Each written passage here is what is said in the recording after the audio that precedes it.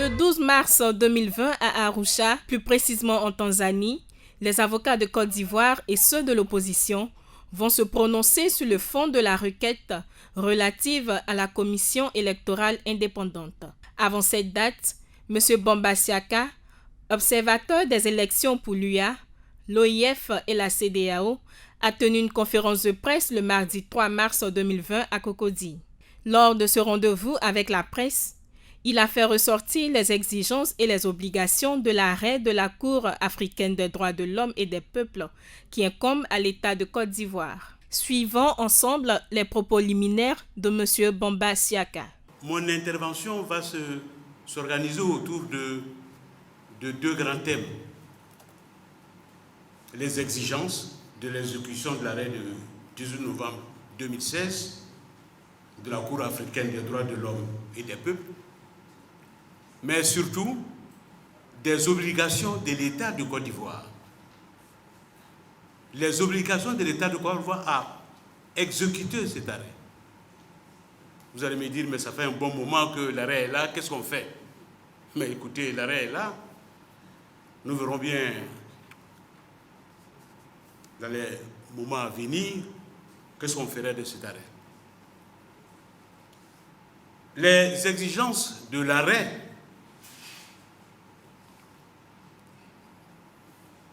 on peut citer 6 comme exigence de l'arrêt. L'arrêt de la Cour africaine des droits de l'homme exige une commission électorale indépendante. Vous allez me dire, bon, écoutez, c'est ce qu'on souhaite, mais il faut le dire. Et pourquoi cette exigence? L'arrêt exige une commission électorale impartiale. Les deux vont ensemble. Commission électorale indépendante et impartiale. Cependant, c'est des notions différentes. Nous allons venir à ça tout à l'heure. L'arrêt exige, dans la loi de la commission électorale, le respect du principe de l'égalité. L'arrêt exige, dans la loi toujours de la commission électorale, le respect du principe de la non-discrimination. Alors, nous allons passer en revue ces exigences. Surtout vous dire sur quoi s'appuient ces exigences. Les appuis textuels de la Charte africaine des droits de l'homme, mais textuels de notre Constitution. L'arrêt exige une commission électorale capable d'organiser des élections justes, libres et transparentes. Ces exigences, vous allez le constater avec moi, sont imposées aux États partis à la Charte africaine de la démocratie, des élections et de la gouvernance. Les États qui ont signé, qui ont dit on est pour cette charte, qui ont pris l'engagement. Le principe de l'égalité dans la composition de la commission électorale doit être préservé, doit être respecté rigoureusement. Alors, si le groupement de partis politiques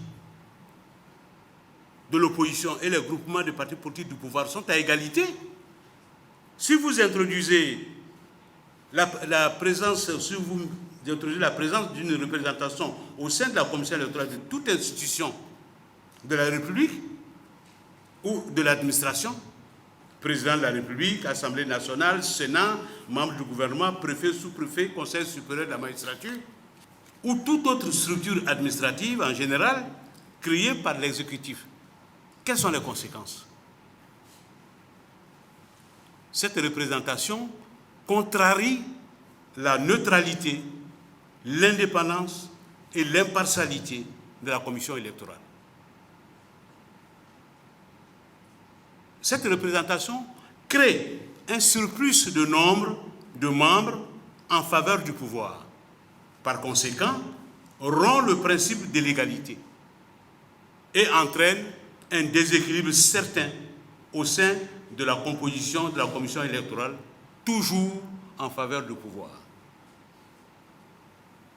En plus, En ce qui concerne la représentation de l'administration en général, les dispositions des articles 4 et 37 dans la même loi, je dis bien dans la loi de la commission électorale, on ne l'a pas supprimé, ça est dedans encore. Et je préfère lire cela. Ces dispositions de l'article 4 et 37 de la loi rendent inutile cette représentation de l'administration. Article 4. Dans l'exercice de ses attributions, la commission électorale indépendante a accès à toutes les sources d'informations relatives au processus électoral et aux médias publics. Les autorités administratives sont tenues de lui fournir tous les renseignements et lui communiquer tous les documents relatifs aux élections dont elle peut avoir besoin dans l'accomplissement de sa mission. En cas de non-respect par une autorité administrative des dispositions submentionnées, la commission électorale l'invite à s'y conformer. Le cas échéant, la commission électorale doit saisir les autorités hiérarchiques et les autorités judiciaires compétentes qui statuent sans délai. Article 37. La commission électorale indépendante bénéficie de l'assistance du gouvernement en ce qui concerne le personnel administratif, financier et technique dont l'appui est nécessaire au bon fonctionnement de ces services. Ce personnel peut être détaché auprès d'elle. Donc on n'a pas besoin de représentation d'un ministre. On n'a pas besoin de représentation d'un ministre quand on regarde ces deux dispositions et qui sont dans la loi encore. Alors, le représentant du ministre va faire quoi là-bas alors, s'il y a ces dispositions-là? Voilà en ce qui concerne et les exigences et des exemples qui font en sorte que souvent on a une commission électorale partiale et dépendante.